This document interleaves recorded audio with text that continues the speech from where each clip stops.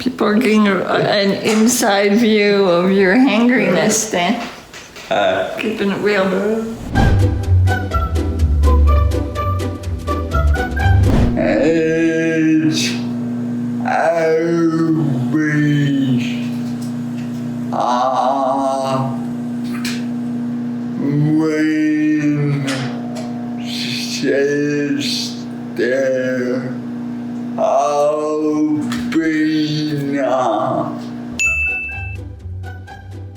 Now that we have the permanent robotic feeder, Dan considers it the twin sister and has named her Obina.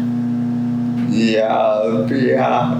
And she's been fairly good to Dan, except, we will show you, she's not always on her best behavior.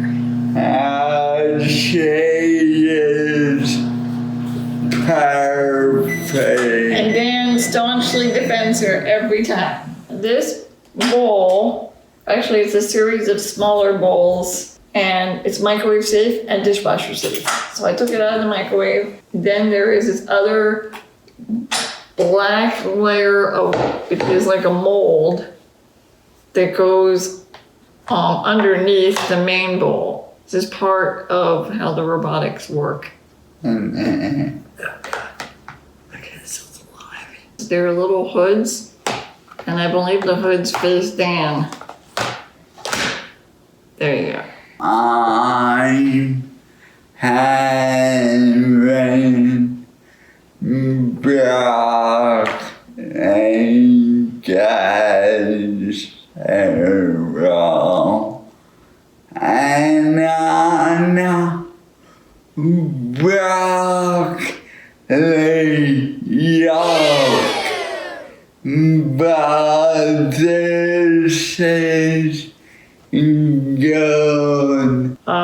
This is a rather thick casserole, and if the consistency is too thick, then she has a problem picking it up and giving it to Dan. So what I'm doing is I'm breaking it up a little bit. Now, one thing I do want to say is this machine can be potentially very helpful for people who don't have any muscle strength to lift the spoon to their mouth and eat.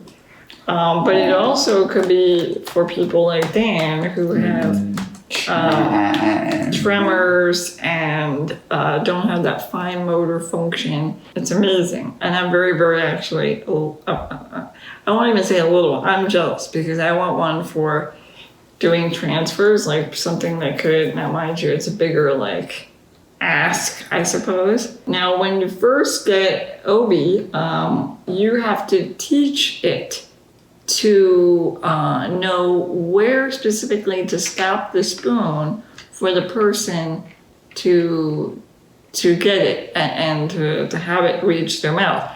You know, some people are taller or smaller or whatever, so it has a function to teach it where to stop the arm.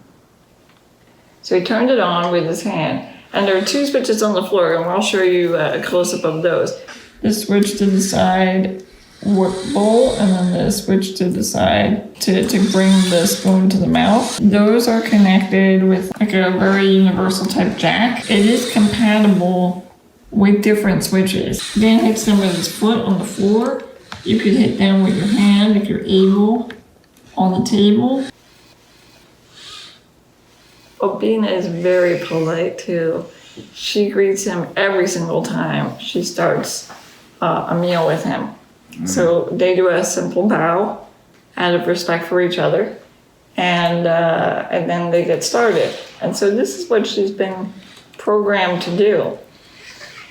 So she scoops in, and she wipes, and she raises it up just to this height and to this direction. Because it's over a bowl, is helpful because the food, if it falls into the bowl and it doesn't get damn messy. The problem with that in the bending forward is that some people can't do that. Some people don't have the strength, and so they're gonna have to sit back the whole time And when if the spoon goes all the way to their mouth and it's like over their chest, then they're going to get dirty. So that's a big consideration, and you would have to get some sort of draping to make sure that you're not a total mess after using it. So what are you trying? Like, what are you doing with the switches? Oh, here we go.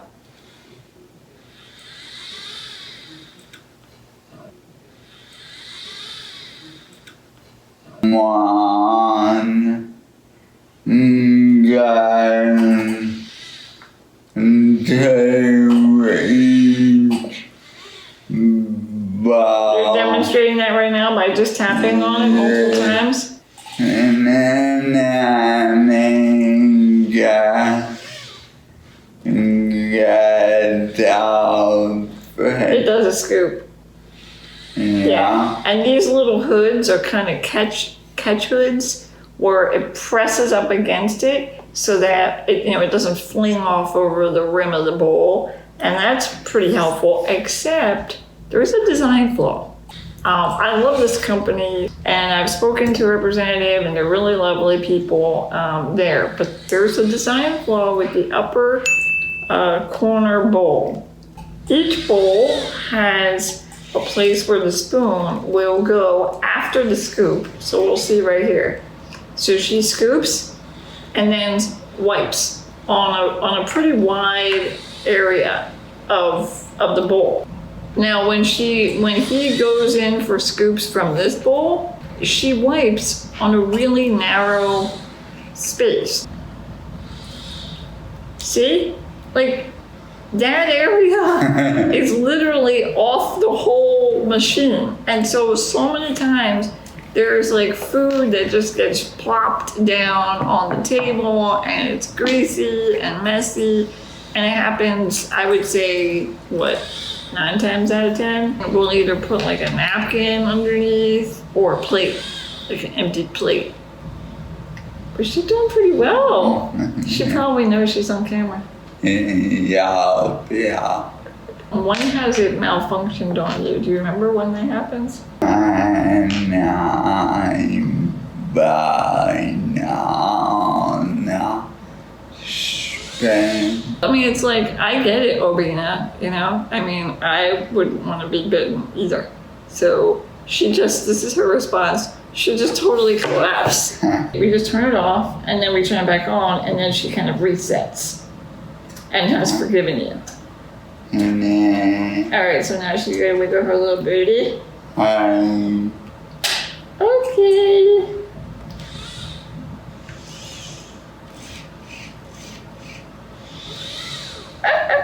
She really is very sweet and cute, and she's so loyal to Dan. And and in what ways has she changed her life? I know we talked about this in our first Obi episode, but I turned it back on the face.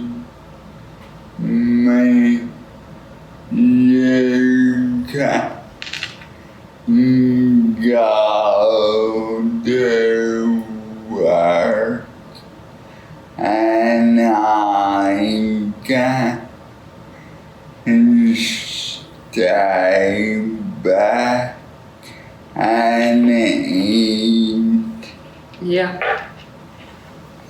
So it gives you a level of autonomy. Yeah. She's doing a really good job with this bowl. This machine is not cheap either. We haven't even talked about price. Just to trial it in your home, we did a $500 trial. They shipped it to our house, and Dan got to trial the Obi, the original, the OG, to decide if it was a machine, a robot that would work for him. And it was. If you end up buying it, then, through insurance, which is what Dan did, then it deducts it, the $500 deposit. And the amount, I think, right now is a little over $6,000. And I don't know much about what various insurance companies have said about this machine, but I mean, being able to eat is, an essential function of everyday life. I would hope that this is something that would be easily approved, but I could be very well wrong. Well, thank you so much for watching another episode, and we hope this was helpful as you consider possibly bringing Obina into your lives. She's been a wonderful addition to ours. All right, until next time, keep it Ginchiest. Thank you so much for watching another episode of the Ginchiest, where we talk about our disability experiences and what they teach us about being human. Subscribe. I dare you. Oh my God, you ruined it.